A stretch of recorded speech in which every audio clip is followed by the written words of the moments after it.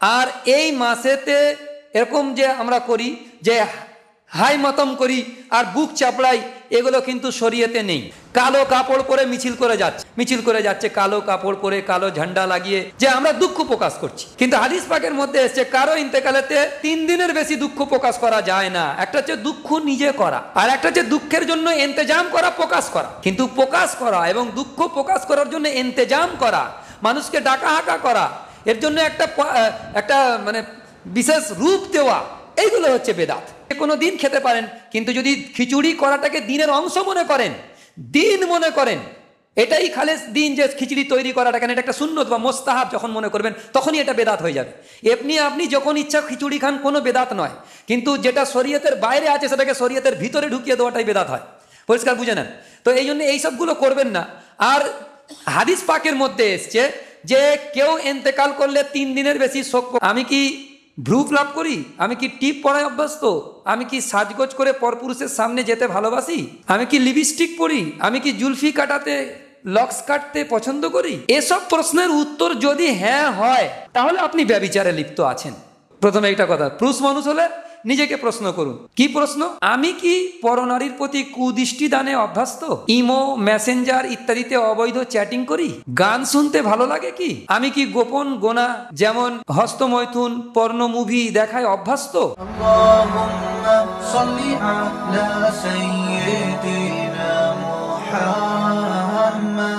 আলহামদুলিল্লাহ, আলহামদুলিল্লাহি ওয়া কাফা ওয়া সালামুন আলা ইবাদিহিল্লাযীনা ইসতাফা, আম্মা বা'দ, ফাআউযু বিল্লাহি মিনাশ শাইতানির রাজীম, বিসমিল্লাহির রহমানির রহিম।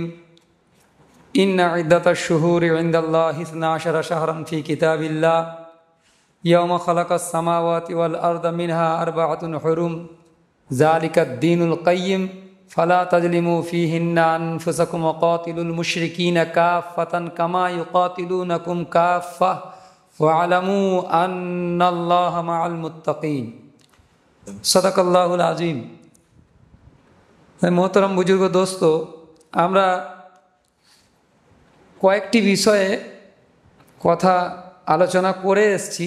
যে আয়াত আমরা তেলাওয়াত করেছি সূরা তওবা থেকে, এই আয়াতের উপরে আমরা লম্বা আলোচনা করেছি এর আগেও। তবুও এটা শুধু স্মরণ করিয়ে দেওয়ার জন্য যে এই আয়াত প্রমাণ করছে আরবাআতুন হুরুম, যে আসমান জমিন সৃষ্টির দিন থেকেই 12 মাস আল্লাহ পাক তৈরি করেছেন। তার মধ্যে 4 মাস হচ্ছে মহাপবিত্র মাস। আর সেই 4 মাসটা কি কি মাস সেটা কোরআন শরীফে সূরা তওবাতে বলা নেই, বা কোরআন শরীফে বলা নেই। ওইটা হযরত সাল্লাল্লাহু আলাইহি ওয়াসাল্লাম বলেছেন। সেই 4 মাসটা হচ্ছেন যে জিলকাদা, জিলহিজ্জা আর মুহররম, 3টে, আর রজব, এই 4টি মাস। জিলকাদা, জিলহিজ্জা, মুহররম আর রজব মাস, এই 4টে মাসের কথা হুজুর পাক সাল্লাল্লাহু আলাইহি ওয়াসাল্লাম বলে দিয়েছেন। তাহলে বোঝা গেল যে এই 4 মাস হচ্ছে মহাপবিত্র মাস।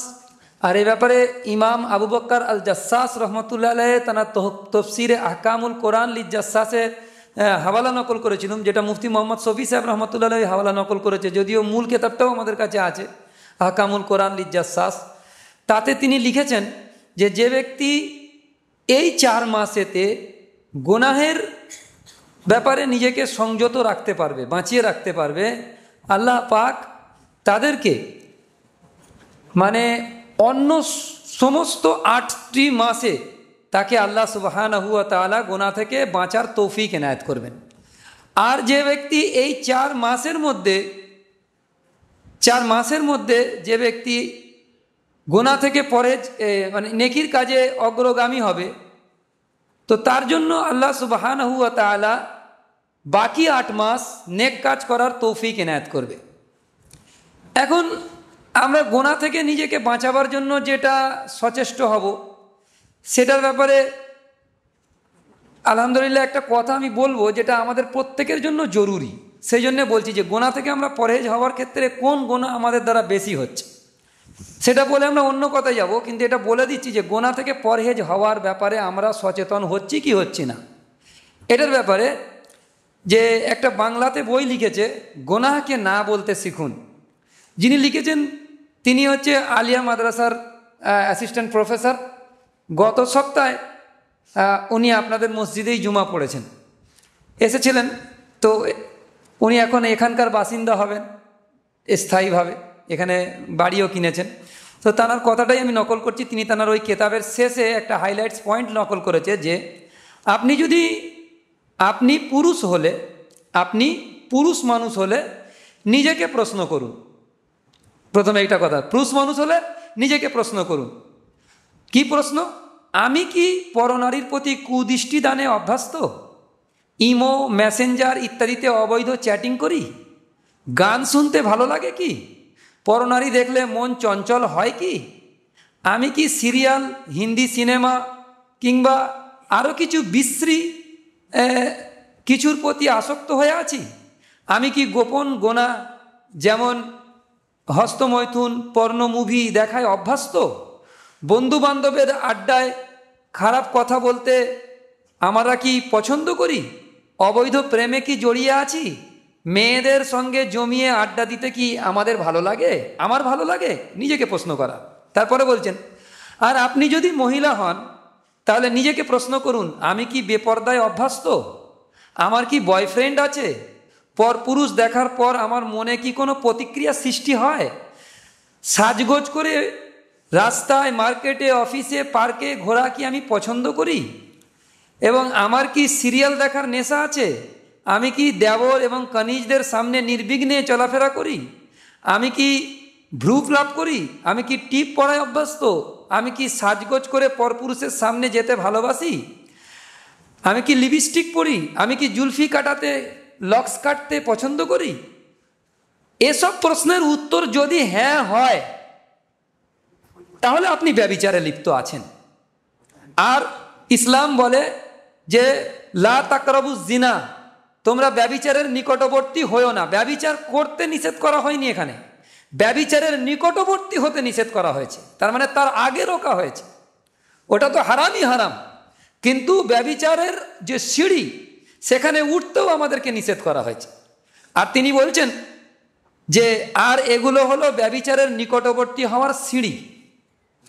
এবারে আপনি চিন্তা করুন যে আমি এবং আপনি, আমরা কি ব্যভিচারে লিপ্ত হয়ে আছি?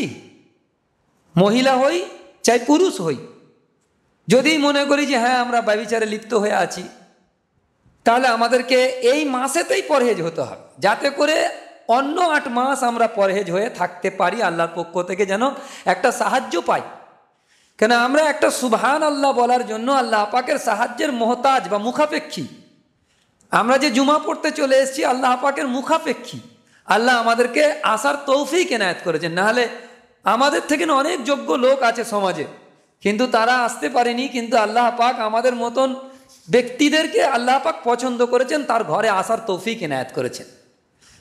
এই জন্যে শুকরিয়া আদায় করি। আর যদি এই শুকরিয়াকে আল্লাহ পাকের আদায় করি, তাহলে কি আছে কোরআন শরীফে, লাইন শাকারতুম লাযীদান্নাকুম ওয়া লাইন কাফারতুম ইন্না আযাবি লাশাদীদ।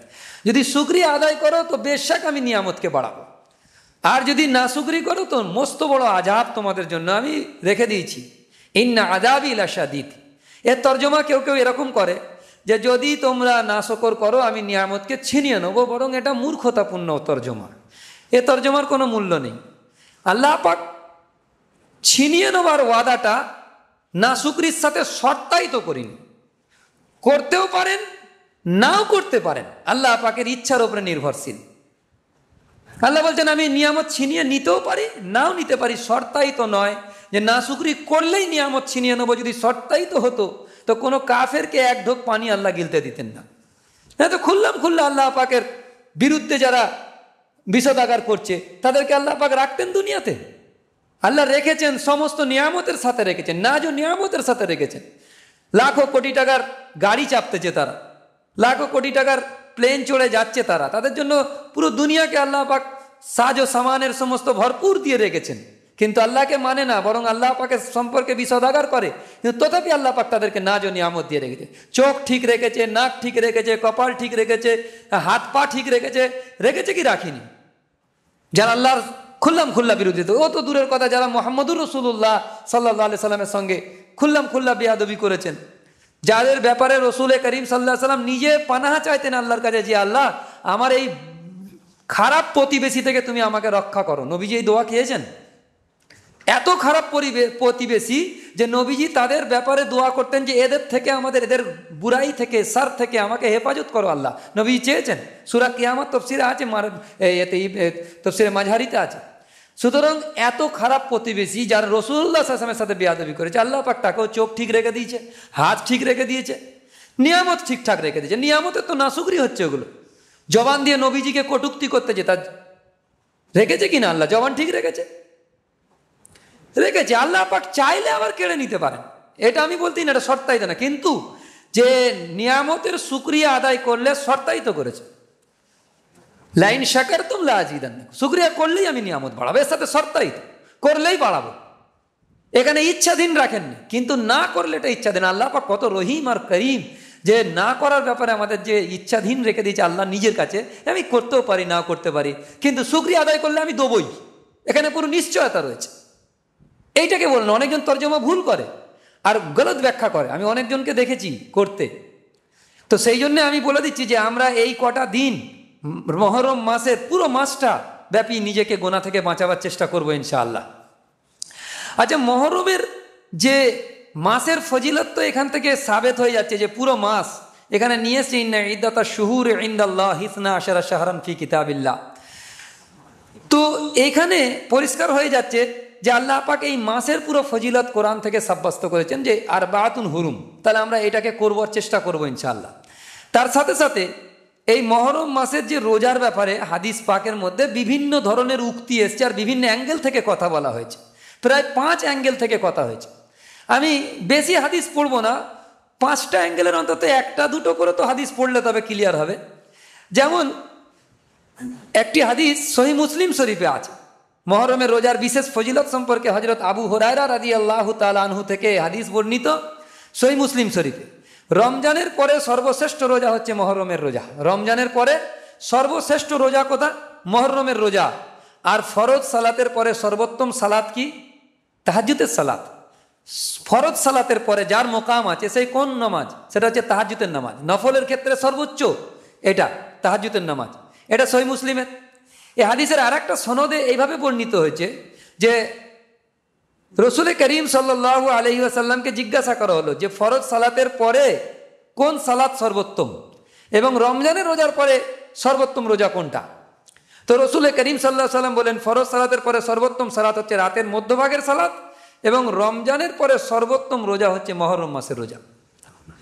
এইখানে এই হাদিসটা মুসনাদে আহমদে আছে।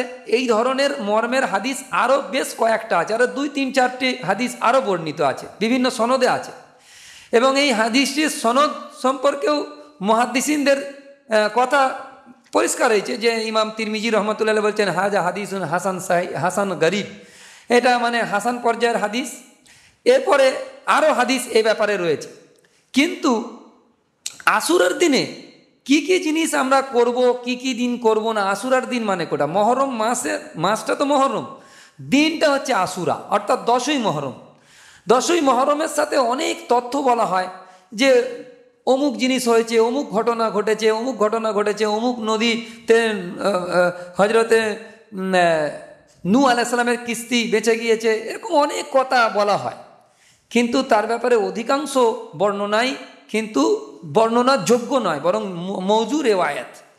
কিন্তু এ ব্যাপারে সহিহ রেওয়ায়াতে যেরকম আছে যে হজরতে মূসা আলাইহিস সালাতু ওয়াস সালাম এবং তানার পুরো কওমকে আল্লাহ পাক যে বাঁচিয়েছিলেন, আর ফেরাউন তার লোক লস্করকে লোহিত সাগরের মধ্যে যে ডুবিয়ে মেরেছিলেন আল্লাহ পাক, সেটা ছিল 10ই মহরমের আশুরার দিন। এটা সনদের সাথে প্রমাণ আছে এটার ব্যাপারে। বাকি অনেক রেওয়ায়াত এদিক সেদিকের আছে, কিন্তু তার ব্যাপারে প্রমাণ নেই। ইবনে আব্বাস রাদিয়াল্লাহু তাআলা আনহু তিনার থেকে বর্ণিত আছে যে রসুল করিম সাল্লাল্লাহু আলাইহি সাল্লাম মদিনায়, এটা এক পর্যায়ের হাদিস এরকম যে মদিনায় গমনের পরে ইহুদিরা আশুরার দিনে রোজা রাখতেন। ইহুদিরা আশুরার দিনে তারা রোজা রাখতেন এবং রাসূলুল্লাহ সাল্লাল্লাহু আলাইহি সাল্লাম বললেন তোমরা কেন রোজা রাখো? তখন তানারা বললেন যে মূসা আলাইহিস সালাতু ওয়াস সালাম এবং তানার উম্মতকে আল্লাহ পাক বাঁচিয়েছিলেন এবং ফেরাউন তার লোক লস্করকে আল্লাহ পাক ডুবিয়ে দিয়েছিলেন। তো এই দিনের স্মরণার্থে আমরা এই দিনটাকে আজিম দিন মনে করি এবং রোজা রাখি। তখন রসুল করিম সাল্লাল্লাহু আলাইহি সাল্লাম বললেন যে মূসা আলাইহিস সালামের বিষয়ে তো আমাদের সবচেয়ে বেশি হক আছে, আমাদের হক বেশি আছে। তখন রাসূলুল্লাহ সাল্লাল্লাহু আলাইহি ওয়াসাল্লাম নিজে রোজা রাখলেন এবং অন্যদেরকে রোজা রাখার নির্দেশ দিলেন। এটা সহিহ বুখারীতে হাদিসটা আছে। তো অন্যদেরকেও নির্দেশ দিলেন, নিজেও রোজা রাখলেন। কিন্তু অন্য হাদিসের মধ্যে এসছে যে হযরত সাল্লাল্লাহু আলাইহি ওয়াসাল্লাম মক্কাতেও এই রোজাটা রেখেছিলেন, কিন্তু কোনো উম্মতকে রোজা রাখার নির্দেশ দেননি। এটা এক ধরনের হাদিস। কিন্তু মদিনায় যাওয়ার পরে নিজে রোজা রাখা শুরু করলেন এবং উম্মতকে ভি রাসূল করিম সাল্লাল্লাহু আলাইহি ওয়াসাল্লাম রোজা রাখার নির্দেশ দান করলেন। কিন্তু এখান থেকে বোঝা যায়, আর একটা হাদিস থেকে সাবেত হয়ে যাচ্ছে, আমি পুরো হাদিসগুলো নকল করছি না, যদিও লম্বা সময় লেগে যাবে, সেই জন্য আমি এইটাকে তুলে বলে দিচ্ছি যে রাসূল করিম সাল্লাল্লাহু আলাইহি ওয়াসাল্লাম মক্কাতে যখন রোজা রাখতেন তখন কাউকে নির্দেশ দিতেন না। কিন্তু হুজুরে পাক সাল্লাল্লাহু আলাইহি ওয়াসাল্লামের উপরে তখন রমজানের রোজা ফরজ হয়নি। রমজানের রোজা ফরজ না হওয়ার আগ পর্যন্ত, ফরজ হওয়ার আগ পর্যন্ত রাসূল করিম সাল্লাল্লাহু আলাইহি ওয়াসাল্লাম এটা রোজাটা রাখতেন। আর পরবর্তীতে মদিনায় আসার পরেও রোজা রাখার নির্দেশ দিলেন, কিন্তু এটা নফল হয়ে গেল যেহেতু রমজানের রোজা ফরজ হয়ে গিয়েছে। তখন আর ফরজ রইল না, যেহেতু মুহররমের রোজা রাসূল করিম সাল্লাল্লাহু আলাইহি ওয়াসাল্লামের কাছে ফরজ ছিল, করতেন আশুরার দিনের রোজা। কিন্তু পরবর্তীতে যখন রমজানের রোজা ফরজ করা হলো তখন কিন্তু রাসূল করিম সাল্লাল্লাহু আলাইহি ওয়াসাল্লাম ওই রোজাটা উম্মতের জন্য নির্দেশটাকে বলে দিলেন যেটা তোমাদের ইচ্ছাধীন, রাখলে রাখতে পারো, না রাখলে কোনো গুনাহ নেই। কিন্তু এটার আহমিয়ত খুব বলে দেওয়া হয়েছে যে এই রোজা যে ব্যক্তি রাখবে, যে ব্যক্তি এই রোজা রাখবে তার যে ফজিলত বলা হয়েছে সেটা হচ্ছে এই হাদিস যে হযরত আবু কাতাদা রাদিয়াল্লাহু তাআলা আনহু থেকে বর্ণিত যে রাসূলুল্লাহ সাল্লাল্লাহু আলাইহি ওয়াসাল্লাম আশুরার রোজা সম্পর্কে জিজ্ঞাসা করা হলে তিনি বললেন যে আশুরার রোজা পূর্ববর্তী এক বছরের গুনার কাফারা হয়ে যায়।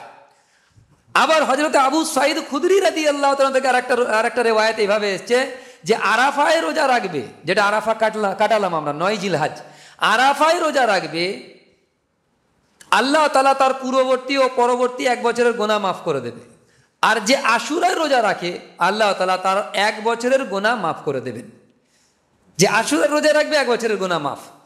এই হাদিস ছাড়া, এই হাদিস দ্বারা এই বিষয়টি প্রমাণিত হয় যে রাসূল করিম সাল্লাল্লাহু আলাইহি ওয়াসাল্লাম ও অন্যান্য নবীও আশুরার দিনে রোজা রেখেছেন, অন্যান্য নবীও এই দিনে রোজা রেখেছেন আশুরার দিনে। আর হযরত আবু হুরায়রা রাদিয়াল্লাহু তাআলা আনহু থেকে রিওয়ায়াত भी মওজুদ আছে যার ব্যাপারে স্পষ্ট দালালাত করছে, দলিল হচ্ছে এটা যে আশুরার দিনে নবীগণ রোজা রেখেছিলেন, তোমরাও রোজা রাখো। এটা বহুত বড় একটা ফজিলতের কথা যে আশুরার দিনে হযরত আবু হুরায়রা রাদিয়াল্লাহু তাআলা বলছেন যে রাসূলুল্লাহ সাল্লাল্লাহু আলাইহি ওয়াসাল্লাম থেকে মারফু আকারে তিনি বলছেন যে আশুরার দিনে রাসূল করিম সাল্লাল্লাহু আলাইহি ওয়াসাল্লাম বলেছেন যে নবীগণ রোজা রাখতেন, শুধু আমি রোজা রাখি না বরং হর নবী রোজা রাখতেন, তো তোমরাও রোজা রাখো। এই হাদিসটা আছে মুসান্নাফ ইবনে আবি শায়বা 9446 নম্বর হাদিস। তাহলে বোঝা যাচ্ছে যে আশুরার রোজার ব্যাপারে এত হাদিস যখন বর্ণিত আছে তখন আমরা ইনশাআল্লাহ রোজা রাখব। আচ্ছা, এই রোজা রাখার ব্যাপারে দেখেন নেক কাজেতেও রাসূল করিম সাল্লাল্লাহু আলাইহি ওয়াসাল্লাম ইহুদি নাসারাদের বিরোধিতা করতেন। আমাদের ধারণা আছে যে আমরা ইহুদি নাসারাদের বিরোধিতা করব শুধুমাত্র গুনাহের কাজে, তারা যেসব গুনাহের কাজ করে বা তারা যে সমস্ত কাজ করে যেটা বৈধ আছে ইসলামে তার ক্ষেত্রেই আমরা তার বিরোধিতা করব, কিন্তু নেকির কাজে বিরোধিতা করব না, বরং তাদের মতোই করব। দেখেন এই ধারণাটা পুরো ক্লিয়ার করে নেন যে নেকির মতো করব। এই জন্যে রাসূল করিম সাল্লাল্লাহু আলাইহি ওয়াসাল্লাম বলছেন যে ইহুদিরা একটা রোজা রাখে, তোমরা দুটো রোজা রাখো। আমি যদি বেঁচে থাকি আগামী বছরে তাহলে ইনশাআল্লাহ 9 তারিখ আর 10 তারিখ মুহররমের রোজা রাখবো। এই হাদিসটা বড় আহমিয়তের হামিল যে নেক কাজেতেও নবীজি সাল্লাল্লাহু আলাইহি ওয়াসাল্লাম ওদের অনুসরণ করলেন না, বরং বিরোধিতা করলেন। এটাকে ভালো করে বুঝে নেন। নেক কাজেতেও আমরা অমুসলিমদের সাথে বিরোধিতা করব, কিছু পার্থক্য এখতিয়ার করব। আর এ ব্যাপারে একটা লম্বা তথ্য আছে তাফসীরে ইবনে কাসিরের মধ্যে। হাফিজ ইবনে কাসির রহমাতুল্লাহ আলাইহি নকল করেছেন যে হযরত ওমর রাদিয়াল্লাহু তাআলা আনহু একটা চিঠি লিখেছিলেন। সেই চিঠিতে পরিষ্কার তানার বসবাসকারী সমস্ত প্রজাদের উদ্দেশ্যে বলেছিলেন যে এই 10টি না 12টা শর্ত লিখেছিলেন, লম্বা, প্রত্যেকটা নাম্বারিং করে শর্ত ওখানে লেখা আছে যে এই শর্ত কোনো মুসলমান মেনে চলবে আর এই শর্ত অমুসলিমরা মেনে চলবে যারা আমার রাজ্যে থাকবে। তার মধ্যে বলেছিলেন কোনো অমুসলিম মুসলমানদের মতো টুপি পরতে পারবে না, কোনো অমুসলিম মুসলমানদের মতো জামা পরতে পারবে না, জুতো পর্যন্ত তাদের মতো পরতে পারবে না, সবগুলোকে আলাদা করতে হবে। এ ব্যাপারে ওই হাওয়ালাটা আমি এখানে নকল করছি না, যেহেতু লম্বা সময় লেগে যাবে, পুরো হাওয়ালা নকল করে দিয়েছি, কিন্তু এ ব্যাপারে আরো বিস্তারিত জানার জন্য যারা জানতে চান, যেহেতু কথা রেকর্ড হচ্ছে আমি কথাগুলো বলে নিচ্ছি যেহেতু, কারণ যারা জানতে চান আরো বিস্তার পড়তে চান তাদের জন্য দুটো পৃথিবী বিখ্যাত কেতাবের নাম বলে দিচ্ছি। একটা আকাবিরে দেওবন্দ লিখেছেন যে কারি মোহাম্মদ তৈয়ব সাহেব রহমতুল্লাহি তাআলা আলাইহি 2 খণ্ড কেতাব আত-তাশাব্বু ফিল ইসলাম, মানে অন্য ধর্মের সাথে যে সিমিলারিটি রক্ষা করা অর্থাৎ সাদৃশ্য বজায় রাখার ক্ষেত্রে ইসলামের বিধান কি, এর উপরে 2 খণ্ড কেতাব লিখেছে আকাবিরে দেওবন্দ হযরত মৌলানা কারি মোহাম্মদ তৈয়ব সাহেব রহমতুল্লাহি তাআলা আলাইহি, তিনি লিখেছেন বিখ্যাত কেতাব, আর আলহামদুলিল্লাহ ওই কেতাব আমার সংগ্রহে আছে। দ্বিতীয় কেতাবটা লিখেছেন হাফেজ ইবনে তাইমিয়া রাহিমাহুল্লাহু তাআলা সাইকুল ইসলাম, তিনি বইটা লিখেছেন যে বইটার নাম হচ্ছে মুখালাফাতে আসহাবিল জাহিম বলে, ইক্তেজাউ সিরাতুল মুস্তাকিম মুখালাফাতে আসহাবিল জাহিম। এই কেতাবটার মধ্যে তিনি বিস্তর নকল করেছেন। ওই কেতাবটা যদিও আমার সংগ্রহে নেই, তো এ ব্যাপারে বিস্তারিত আছে। সুতরাং আমরা বিরোধিতা করব, যেমন মাজুসি যারা নাকি অগ্নি পূজক ছিলেন তাদের ব্যাপারে কি বলা হয়েছে যে মাজুসিরা গোঁপকে বড় করে আর দাড়ি ছোট করে, চেঁচে ফেলে। সুতরাং তোমরা তাদের বিরোধিতা করো, তারা গোঁপকে বড় রাখে, তোমরা গোঁপ ছোট করো আর দাড়িকে বড় করো। এই জন্য গোঁপ ছোট করা দাড়ি বড় করা হচ্ছে মাজুসিদের বিরোধীদের, তাদের বিরোধিতায়। রসুল করিম সাল্লাল্লাহু আলাইহি সাল্লাম টুপি পরতেন, তার উপরে পাগড়ি পরতেন। কেন? যে ওই সময়ের যারা অমুসলিম ছিল তারা হুজুরে পাক সাল্লাল্লাহু আলাইহি সাল্লামের জামানাতেই শুধু পাগড়ি পরতো, টুপি ভিতরে থাকতো না।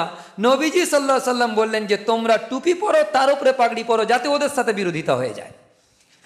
তো এই জন্য আর একটা কথা, সূক্ষ্ম কথা বলে দিচ্ছি, যে আমরা যে পাঞ্জাবি পরি, এই পাঞ্জাবি দেখবেন কিছু অমুসলিম পরছে, তাহলে ওদের সঙ্গে আমাদের পাঞ্জাবি পরার একটা পার্থক্য কি করা যায়, যে পার্থক্যটা কেতাবে লেখা আছে।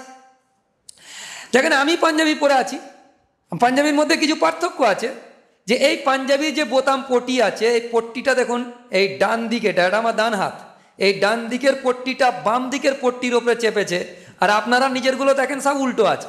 বাম পট্টি ডান দিকের ওপরে চেপেছে, সবগুলো উল্টো আছে, আপনারা দেখে নেন। এবার যখন আমি পাঁশকুড়াতে এ কথা বলেছিলাম ছাত্রদের সামনে, যেখানে দাওরা হাদিসের ছাত্রদেরকে নিয়ে যে প্রোগ্রামে বলেছিলাম, বড় হয়রান হয়ে গেছিল। তো এখানে কিতাবুল লিবাস তো পড়ে শেষ করে ফেলেছি, কিতাবুল লিবাসে তো এই কথা, মানে যেখানে লেবাসের বর্ণনা আছে, জামা কাপড়ের বর্ণনা আছে, পোশাক পরিচ্ছদের বর্ণনা আছে, ফিকহের কেতাবে হাদিসের কেতাবে, সেখানে তো এ কথা নেই। আপনি কোথা থেকে বললেন? তখন আমি বললাম যে এটা ওখানে নেই, ওটা হেদায়া কেতাবে যেখানে মাইয়েতকে কাফন পরাবার বয়ান এসছে, তখন ওইখানে লিখেছে যে মাইয়েতকে যখন কাফন পরাবে তো এরকম চাদর একটা প্রথমে আমরা খাটিয়াতে বিছিয়ে নিই, তারপরে দ্বিতীয় আর একটা, তারপরে একটা জামা মানে পাঞ্জাবি, যেটাকে আমরা এখান থেকে টি আকারে কেটে নিই কাটিং যখন করি, ওই পাঞ্জাবিটা তার উপরে রাখা হয়। এবারে রেখে মাইয়েতকে দিয়ে উপরের একটা পাত্তি তুলে নেওয়া হয়, তারপরে মাইয়েতকে শুইয়ে ওটা মাথা দিয়ে গলিয়ে আমরা ফেলে দিই পাঞ্জাবিটাকে, পুরো হাঁটু পর্যন্ত হয়ে যায়। তারপরে যখন এই কাপড়টাকে মোড়া হয় তখন বলা হয়েছে বাঁ দিকের কাপড়ের উপরে ডান দিকের কাপড়কে চাপানো হবে একটা, তারপরে দ্বিতীয়টা, দুটো যেহেতু নিচে থাকে চাপানো হবে। তারপরে হেদায়া আল্লামা মারগিনানি রহমাতুল্লাহ আলাইহি লিখছেন যেমন সে জীবিত অবস্থায় পড়তো, এখান থেকে ইস্তেদলাল নেওয়া হয়েছে। মুফতি মোহাম্মদ জারওয়ালি খান সাহেব রহমাতুল্লাহি তাআলা আলাইহি, তিনি ইস্তেদলালগুলো লম্বা করে বলেছেন। উনাকে যখন বলা হয়েছিল যে কি করে এটা সম্ভব, বলছেন যাও ওখানে দেখো যেখানে কাফনের অধ্যায় আছে, যেমন সে জীবিত অবস্থায় পড়তো এই শব্দটা আছে। আর আমাদেরকে কি করা হবে, যে যেমন সে জীবিত অবস্থায় পড়তো মানে তাদেরকে উল্টো করা হবে, যে ডান দিকের উপরে বাম দিক চাপানো হবে আমরা যখন ইন্তেকাল করবো, কেন আমরা তো জীবিত অবস্থায় উল্টোই পড়তাম। তো এটা হচ্ছে পার্থক্য হয়ে গেল, অমুসলিমদের সাথে আমাদের জামার পার্থক্য হয়ে গেল। এবারে কোনো টেলার ম্যানদের কাছে যখন আমরা করাতে যাই, বললো এটা তো মেয়েদের মতো হয়ে যাচ্ছে। আমি বলি আমাদের মেয়েদের মতোই করে দাও, টেলার ম্যানের সাথে কি বাহাস করা যাবে, ও মেয়েদের মতোই করে দাও, এটা বলা হলো। সুতরাং এটা আমাদের কাছে একটা স্পষ্ট কথা এসে যাচ্ছে যে ওনারা টুপির ব্যাপারে সবের ব্যাপারে বিরোধিতা করতেন, জুতোর ব্যাপারে বিরোধিতা করতেন, সবে ওই ব্যাপারে বিস্তারিত কথাও এখানে লেখা আছে, আপনারা চাইলে ওখানে দেখতে পারবেন বিস্তারিত। সেই জন্য মহরমের এই রোজা আলহামদুলিল্লাহ রাখা খুব ফজিলতপূর্ণ, এই রোজা রাখার আপনারা চেষ্টা করবেন। আর এই মাসেতে এরকম যে আমরা করি যে হাই মাতম করি আর বুক চাপড়াই, এগুলো কিন্তু শরীয়তে নেই। আর এই দিনকে সাথে খিচুড়ি কোনো খাস শর্তায়িত নেই যে খিচুড়ি এই দিনকে করতেই হবে, এটাই একটা সুন্নত নিয়ম, এরকম কোনো কথা এই মাসের সাথে সম্পর্কিত নয়। আপনারা খিচুড়ি যে কোনো দিন খেতে পারেন, কিন্তু যদি খিচুড়ি করাটাকে দিনের অংশ মনে করেন, দিন মনে করেন, এটাই খালেস দিন যে খিচুড়ি তৈরি করাটা, কেন এটা একটা সুন্নত বা মোস্তাহাব যখন মনে করবেন তখনই এটা বেদাত হয়ে যাবে। আপনি যখন ইচ্ছা খিচুড়ি খান, কোনো বেদাত নয়, কিন্তু যেটা শরীয়তের বাইরে আছে সেটাকে শরীয়তের ভিতরে ঢুকিয়ে দেওয়াটাই বেদাত হয়, পরিষ্কার বুঝে নেন। তো এই জন্য এইসবগুলো করবেন না। আর হাদিস পাকের মধ্যে এসছে যে কেউ ইন্তেকাল করলে 3 দিনের বেশি শোক প্রকাশ করা যায় না। ইমামে হোসেন রাদিয়াল্লাহু তাআলা শাহাদাতের জন্য আমরা শোক প্রকাশ করছি, কালো কাপড় পরে মিছিল করে যাচ্ছে। এই খাপাড়া থেকে আমি সেদিনকে দেখলাম 2-3 দিন আগে মিছিল করে যাচ্ছে, কালো কাপড় পরে, কালো ঝান্ডা লাগিয়ে, মিডিয়াপুরে দেখতে পাবেন সব, যে আমরা দুঃখ প্রকাশ করছি। কিন্তু হাদিস পাকের মধ্যে এসছে কারো ইন্তেকালেতে 3 দিনের বেশি দুঃখ প্রকাশ করা যায় না। একটা হচ্ছে দুঃখ নিজে করা, আর একটা হচ্ছে দুঃখের জন্য ইন্তজাম করা, প্রকাশ করা, বহিঃপ্রকাশ করা। দুঃখ, আমার বাচ্চা ইন্তেকাল করেছে, আমি সারা বছরকে বছর দুঃখিত থাকতে পারি ভিতর থেকে, কিন্তু প্রকাশ করা এবং দুঃখ প্রকাশ করার জন্য ইন্তজাম করা, মানুষকে ডাকাহাকা করা, এর জন্য একটা মানে বিশেষ রূপ দেওয়া, এইগুলো হচ্ছে বেদাত। এইগুলো এতটা মানে বিজ্ঞানের যুগ, এগুলোও বুঝতে পারছে না মানুষ। হ্যাঁ, স্বামীর ইন্তেকালের পরে স্ত্রী 4 মাস 10 দিন শোক প্রকাশ করবে, ইদ্যত পালন করবে, যেটা কোরআন শরীফে আছে। আরবাআতা আশহুরি ও আশরা, আরবা মানে 4, আশহুর মানে মাস, ও আশরা 4 মাস 10 দিন, আশরা মানে 10 দিন। তো এখানে বলা হয়েছে 4 মাস 10 দিন ইদ্যত পালন করবে। ফের তালাকের ইদ্যত আলাদা, 3 তুহুর সালাসাতা কুরু শব্দটা এসছে, সেটা তো আমরা আছে, ওই ব্যাপারে আমরা করব। কিন্তু যখন হযরত হোসেন রাদিয়াল্লাহু তাআলা শাহাদাত হয়ে গিয়েছে, তো তাহলে 3 দিন হয়েছে কি হয়নি? 3 দিনও হয়ে গেছে, 4 মাস 10 দিনও হয়ে গেছে। যদি 4 মাস 10 দিনকেও ম্যাক্সিমাম মেয়াদ নেওয়া হয়, যদিও এটা কোনো ভিত্তি শরীয়তে নেই, তবে তো 4 মাস 10 দিন হয়ে গিয়েছে। তাহলে এখন শোক প্রকাশ কেন? দিলেতে দুঃখ লাগতেই পারে, যেমন নবীজি ইন্তেকাল করেছে, সারা কিয়ামত পর্যন্ত উম্মত দুঃখিত থাকবে যে হুজুর ইন্তেকাল করে গেল, এতে কে এতে বাধা দিয়েছে? হ্যাঁ, দুঃখ করো, কিন্তু তার জন্য ইন্তজাম করা, দুঃখ প্রকাশের জন্য এটাকে আলাদা করে দেখা হচ্ছে, শরীয়তে এর কোনো জায়গা নেই। এই জন্য এই সমস্ত তাজিয়া তৈরি করা আর তাজিয়ার সাথে চলা, হযরত ইমামে হোসেন রাদিয়াল্লাহু কবর তৈরি করা, আর হুজুরে পাক সাল্লাল্লাহু আলাইহি সাল্লাম বলেছেন, আলা ওয়া ইন্না মান কানা ক্বাবলাকুম কানু ইয়াত্তাখিযুনা কুবুর আমবিয়াইহিম ওয়া সালিহিম, এই শব্দটা বলেছে যে সাবধান হয়ে যাও, আমার পরে আমার আগে, তোমাদের আগে কিছু লোক ছিল, তারা নেককারদের কবরকে সালিহিম আর আম্বিয়া আলাইহিমুস সালাতু ওয়াস সালামদের কবর দুটোকে সেজদার জায়গা বানিয়েছিল, তাকে পুজো করত, তাকে ঘিরে মানে তাওয়াফ করত। এই সমস্ত জিনিস থেকে পরহেজ হতে হবে। মাজারের সামনে রুকু পর্যন্ত করা নিষিদ্ধ আছে। আমি বলছি না, আলা হযরত আহমদ রেজা খান তানার কেতাবেও এটা সাবেত করেছে। যারা বলছেন আহমদ রেজা খান তানার কেতাবে জুবদাতুজ জাকিয়া লিহুরমাতি সিজদাতুত তাহিয়া, ওই কেতাবের মধ্যে স্পষ্ট সাবেত করেছে যে কবরের সামনে যদি রুকুর মতো ঝোঁকা হয়, ও বি ইসলামে হারাম। আর যদি ইবাদতের উদ্দেশ্যে করা হয় তো কুফরি হয়ে যাবে। আর যদি এমনি সম্মানের জন্য ঝোঁকা হয়, তবে ঝোঁকা যাবে না, কারণ সম্মানের জন্য ঝোঁকাও যাবে না, তাহলে হারাম হবে। আর ইবাদতের জন্য ঝুঁকলে তো ব্যাস কুফরি হয়ে যাবে। সেই জন্য এটার ব্যাপারে আমরা সচেতন থাকবো। এই দিনকে কোনো রকমের বেদাত এবং কোনো দিন বহির্ভূত কাজের সাথে আমরা জড়াবো না। আর একটা ছোট্ট কথা বলে দিই, যে অনেক কেতাবের মধ্যে আছে যে এই দিনকে খুব উন্নত মানের খাবার খেতে হয়, যেমন বেহেশতে যে ওরেও আছে, এটা মোস্তাহাব, ভালো জিনিস, অনেক কেতাবেও আছে। এই ব্যাপারটা লম্বা আলোচনা আছে একটা, যে এই আলোচনাটা শুধু 1 ঘন্টা করতে হবে, তবে আপনাদের পুরো ক্লিয়ার হবে। কিন্তু আমি সংক্ষিপ্ত বলছি। আব্দুল ফাত্তাহ আবু গুদ্দা রহমাতুল্লাহি তাআলা আলাইহি, ওনার কেতাব আল মানারুল মুনিফ বলে কেতাবের মধ্যে তিনি লিখেছেন, আজীব কথা লিখেছেন, যে উনি এই সমস্ত বর্ণনাগুলোকে এক জায়গায় জমা করেছেন, যে এই দিনকে, মহরমের দিনে, আশুরার দিনে ভালো মন্দ যে খেতে হয় এই যে ব্যাপারে যে হাদিস আছে, সেই হাদিসগুলোকে জমা করেছেন। জমা করার পরে তিনি কওলে ফায়সালা যেটা লিখেছেন, সেই ফায়সালা হচ্ছে এটা যে এ ব্যাপারে অনেক হাদিস আছে, কিন্তু কিছু হাদিস জয়ীফ আর কিছু হাদিস মৌজু, জাল। এই জাল আর মৌজুকে উনি আলাদা করে, জাল আর জয়ীফ একে আলাদা করে দিয়েছেন। তারপরে উনি ফয়সালা দিচ্ছেন যে জয়ীফ হাদিসগুলো খুব বেশি দুর্বল, সুতরাং এর প্রচার না হওয়া উচিত, এবং এ ব্যাপারে কেউ যদি আমল করতে চান, তার মধ্যে অনেক কথা বলেছেন যে সিদ্ধান্তে উপনীত হয়েছে যে জাল নয় বরং জয়ীফ। এ ব্যাপারে তিনি এই জন্য ইবনে কাইয়িম রহমতুল্লাহ আলাইহি আল মানালুল মুনিফ, ইবনে কাইয়িমের লেখা কেতাব, ওইখানে তিনি লিখছেন যে গ্রন্থের হাদিসগুলোকে দুভাগে ভাগ করা হয়, এক ভাগে জাল, অপর ভাগে দুর্বল বর্ণনা উল্লেখ করেছেন।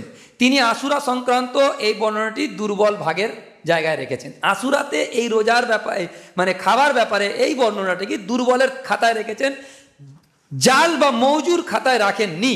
আর এই কথাটা আব্দুল ফাত্তাহ আবু গুদ্দা রহমতুল্লাহ ওনার কেতাবের নাম হচ্ছে আল আসারুল মারফুয়া কেতাবে ওনার মধ্যে লিখেছেন, নকল করেছেন। তো সেই জন্যে আমরা এই দিনকে যদি ওই সমস্ত মুহাদ্দিসিনদের মত মেনে এই দুর্বল হাদিসের উপরে আমল করে ভালো মন্দ খাবারের ইন্তজাম করি, তো কোনো ভালো কথা, অসুবিধে নেই। কেউ যদি না করে তাও কোনো অসুবিধে নেই, কিন্তু এ ব্যাপারে বেশি লোককে দাওয়াত দেওয়া, উদ্বুদ্ধ করা যে তোমরা ভালো মন্দ খাও ভাই, না। যখন কোনো জিনিসের শরীর নাস স্পষ্ট মজবুত থাকবে না, তার ব্যাপারে মানুষকে ডাকা হাঁকা করা, ইন্তজাম করা, এটা কিন্তু ঠিক নয়। কেউ করছে করুক, সে ব্যক্তিগতভাবে করছে, এর জন্য ইন্তজাম করছে না। আর শেষে কয়েকটা কথা বলে নিই যে আমরা যে প্রথমে আলোচনা করছিলাম যে আমাদের ঈমান এটা সব থেকে মজবুত জিনিস, এটার উপরেই পুরো আমাদের নেক আমলগুলো ডিপেন্ড করবে। সেই ঈমানের ব্যাপারে আমাদের ধারণা থাকা দরকার। আর প্রথমে বলছিলাম যে আমরা গোনা থেকে যদি এই 4 মাস বাঁচতে পারি, আল্লাহ পাক বাকি 8 মাস আমাদেরকে বাঁচার তৌফিক এনায়েত করবে। তো গোনা কোন কোন গুলো গোনা, গোনা কौन कौन सा है, এ তো আমাকে চিনতে হবে। গোনা কি কি? গোনা তো দুটো ভাগে ভাগ করা যায়, একটা সগীরা গোনা, একটা কবিরা গোনা। কবিরা গোনা মানে বড় গোনা, যার গোনা বহুত কঠিন হয়, আর সগীরা গোনা মানে ছোট ছোট গোনা, যার গোনা ছোট ছোট হয়। এটা আমরা জানি। তো আমাদের তো জানতে হবে যে কোনগুলো গোনা সগীরা গোনা, কোনগুলো কবিরা গোনা, কোনগুলো জানতে হবে কি না। এ ব্যাপারে একটা কিতাব কিতাবুল কাবায়ের ইমাম জাহাবি রহমতুল্লাহ আলাইহি লিখেছেন, আর আরেকটা কিতাব কিতাবুল জাওয়াজির আনিকতিরাফিল কাবাইর বলে, ওই কিতাবটা ইবনে হাজার মাক্কি রহমতুল্লাহ আলাইহি লিখেছেন। ওই কিতাবটাও, দুটো কিতাবই আমার কাছে আলহামদুলিল্লাহ আছে। ওতে তিনি 445টি কবিরা গোনার একটা লিস্ট নকল করেছেন। এখন ওই কিতাবটা প্রায় 300 থেকে 400 পৃষ্ঠার কিতাব, 400 পৃষ্ঠার কিতাব। অত বড় কিতাব আপনারা পড়বেন কিভাবে? অত গোনাগুলোকে বিস্তারিত ব্যাখ্যা সহকারে হাদিসগুলোকে উল্লেখ করে নকল করেছেন। সেই জন্য আপনাদের সামনে একটা বই আমি নিয়ে এসেছি, আর পরিচয় করিয়ে দিচ্ছি। বইটার নাম হচ্ছে ইত্তাকি মাহারিমা তাকুন আবুদান নাস। এই বইটা আরবি নাম। এটা লিখেছেন আব্দুস শুকুর তিরমিজি কাসিমি রাহিমাহুল্লাহু তাআলা। ইনি আমাদের পড়োশ দেশেরই ব্যক্তিত্ব ছিলেন, বিশাল বড় ব্যক্তিত্ব। দেওবন্দের যখন আহলে সুন্নত ওয়াল জামাতের আকিদা মুরাত্তাব করে লেখা হয়েছিল, খোলাসাতুল আহলে সুন্নত ওয়াল জামাতের আকিদা, আকায়েদে আহলে সুন্নাত ওয়াল জামাত, ওলামায়ে দেওবন্দে, যখন আল মুহান্নাদ আল মুফান্নাদের খোলাসা যেটা লিখেছিলেন, সেটা ইনি লিখেছিলেন, আব্দুস শুকুর তিরমিজি বা আব্দুস শুকুর কাসিমি রহমাতুল্লাহ আলাইহি, ইনি লিখেছিলেন। তো এই কত বড় ব্যক্তি! তো ইনি এই বইটা লিখেছেন।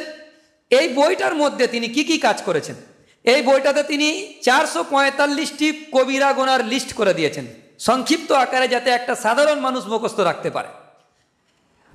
আর তিনি সগীরা গোনার একটা লিস্ট করেছেন, আর ওই সমস্ত কথাগুলোর লিস্ট করেছেন যে কথাগুলো বলার কারণে আমরা ঈমান থেকে বাইরে চলে গিয়ে কাফের হয়ে যাব, বা আমাদের ঈমান সলভ হয়ে যাবে, আমাদের বিবাহ ভঙ্গ হয়ে যাবে। আমরা তো জানিই না। যেমন কবিরা গোনাহের তালিকার মধ্যে উনি ভূমিকাতে এটাকে আমাদের হাইলাইট করেছেন যে কবিরা গোনাহের তালিকাতে এটা যে কোনো মেহমানের ঘরেতে আমরা খেতে গিয়েছি, মানে মেজমানের ঘরে খেতে গিয়েছি, মেজমান দাওয়াত করেছে, গিয়েছি। যেমন আজকালকার বুফে সিস্টেমে খাওয়ানো হয়, তো সব জায়গায় খাবার রাখা আছে, সে তুলে তুলে খাচ্ছে, খাওয়ার পরে পুরো পেট ভরে গেছে। আর ওইসব খেতে খেতে খেতে খেতে যখন ভাত খাওয়ার টাইম আসে তখন দেখা যায় যে আমরা আর খেতেই পারি না, এত খাওয়া হয়ে যায়। তো পেট পুরো ভরে গেছে। এখন প্লাস্টিক আছে, প্যাকেট আছে, সেখান থেকে তুলে নিয়ে আসার সময় নিজে প্যাকেটে করে বাড়িতে নিয়ে চলে আসলাম, অথচ মালিকের ইজাজত নিলাম না। এবং বাড়িতেও এটা হতে পারে, কারো বাড়িতে মেহমান হিসাবে আপনি গেছেন, তাতেও হতে পারে সেখানে মেজমানের ইজাজত ছাড়া পেট ভরে যাওয়ার পরে মেজমানের ইজাজত ছাড়া যে খাবার আপনি গ্রহণ করবেন ওইটা তো গোনা, এটা অনেকেই জানে না। তারপরে এটা আবার কবিরা গোনা, এটা কজন জানে? আরেকটা লিখেছেন যে উপরে বেশভূষা বড় দিনদার, আমার মতো, যে বড় দাড়ি আছে, টুপি আছে, পাঞ্জাবি আছে, দেখে কি মনে হবে নামাজি পরেজগার লোক, কিন্তু গোপনে গোনা করছে। গোপনে গোনাটা তো একটা গোনা, কিন্তু এই যে দ্বিচারিতা, এটা স্বতন্ত্র একটা কবিরা গোনা। এটা কজন জানি আমরা? তো এই ব্যাপারে আমাদের ওটা মুখস্থ রাখতে হবে, ওই কথাগুলোকে মুখস্থ রাখতে হবে যে কথাগুলোর কারণে আমাদের ঈমান নষ্ট হয়ে যায়, বিবাহ ভঙ্গ হয়ে যায়, বিবাহকে নবায়ন করতে হয়। ওই জন্যে ইবনে নুজাইম রহমতুল্লাহি তাআলা আলাইহি তিনি বিবাহ নবায়ন করার ব্যাপারে বলেছেন যে মাসে মাসে অন্তত আম সাথী যারা অজান্তেই তাদের ঈমান চলে যাচ্ছে কিনা, বিবাহ ভঙ্গ হচ্ছে কিনা তারা তো জানে না, সুতরাং নবায়ন করে নিতে হবে। দুইজন সাক্ষীর মৌজুদগিতে বিবাহ নবায়ন করার মাসালা জেনে নেবেন, মুফতিদের থেকে, এলাকার ইমাম সাহেবদের থেকে জেনে নেবেন যে কিভাবে ইমাম নবায়ন করতে হয়। তো এই জন্য ইমাম সাহেবকে ডাকতে হবে, এরকম না আপনারা নিজেরাই পারবেন দুজন সাক্ষীর মৌজুদগিতে। তো এই জন্য বিবাহ আমাদের অহরহ ভেঙে যাচ্ছে, আমরা জানি না, আমরা খবর, আমরাই সুধারণায় আছি যে অবশ্যই আমাদের হয়তো ঈমান আছে, আমরা মুসলমান আছি, কিন্তু দেখা গিয়েছে যে আমাদের অজান্তেই আমাদের ঈমান সলভ হয়ে গিয়েছে। তাহলে এই বইটা এতটা গুরুত্বপূর্ণ। তারপরে ঈমান ও ইসলামের একটা স্বতন্ত্র আলোচনা, সমাজে বেদাত কি কি কাজ হয় তার একটা লিস্ট আছে এখানে, এবং তার সাথে সাথে ঈমানের গুরুত্বপূর্ণ বিষয়গুলো যার প্রতি আমাদের ঈমান আনা ফরজ এবং জরুরি, সেই সব বিষয়গুলো, শিরকের প্রকার এবং শিরকের কয়েকটা ক্যাটাগরি এখানে ভাগ করে লিখে দিয়েছে। এই বইটার দাম এখানে লেখা হয়েছে 600 টাকা প্রিন্টেড, কিন্তু 450 টাকা বা 420 টাকায় আপনারা পেয়ে যেতে পারেন। এখন আপনারা বলবেন একটা বই 400 টাকাতে কিনবো? প্রত্যেকটা মুসল্লি যত এসছে, আমি তো যতটুকু আমার ধারণা সবার হাতে একটা করে অ্যান্ড্রয়েড ফোন আছে, 10,000 টাকা এক একজনের দাম। আমি মনে করি একটা ঘরের জন্য এই বই একটা কাফি নয়, বরং ঘরের প্রত্যেকটা মেম্বারের জন্য এক একটা মেম্বারের এক একটা বই কাফি। এক একটা মেম্বারের কাছে এক একটা বই থাকবে, যে আমার জীবনে আমার অজান্তেই কোনো আমি হারাম গোনা করছি না তো, যেটা আমি হারাম মনে করছি না হয়তো সেটা আমি করে ফেলছি না তো। এরকম ভাবে এই বইটাতে একত্রিত করা হয়েছে, বাংলা তর্জমাও করে দিয়েছে আপনাদের সামনে। শুধু আমি যদি কুফরি কালামগুলোকে বয়ান করে দিই আপনারা মুখস্থ রাখতে পারবেন না, আপনাদের কাছে হার্ড কপি থাকলো, প্রয়োজনে বুঝতে পারছেন না, আপনাদের এলাকার প্রত্যেকটা এলাকায় মসজিদের ইমাম সাহেব আছে, তাদের কাছে গিয়ে জিজ্ঞাসা করুন যে আমাদেরকে বলে দেন যে কোন কোন কথাগুলো বললে কাফের হয়ে যায় মানুষ, সেগুলোকে বলে দেন। আর নয়তো এই বই থেকে আমাদেরকে পড়ে পড়ে বুঝিয়ে দেন। এটা করুন, কেন আপনাদের ঈমান যদি ঝুঁকির মধ্যে পড়ে যায় তো এই নামাজ, রোজা, হজ, যাকাত কোনো কিছু কাজ দেবে না। সেদিনকে বলবে তোমাদের সব কিছুই কবুল হয়নি, কারণ তোমাদের ঈমানই নষ্ট হয়ে গেছিল। সেই জন্য ঈমানের ব্যাপারে সব থেকে বেশি আমাদের সচেতনতা দরকার, এবং ঈমানের ব্যাপারে আমাদের সব সময়ের জন্য সজাগ থাকা দরকার। এই জন্য ঈমানকে সংরক্ষণের জন্য এই বইটা আমরা সকলেই সংগ্রহ করার চেষ্টা করব ইনশাআল্লাহ তাআলা, চেষ্টা করব, এবং বাড়ির মহিলাদেরকেও এটা পড়ার জন্য আমরা তাকিদ করব। ওয়া আখির দাওয়াহুম আলহামদুলিল্লাহ রাব্বিল আলামিন।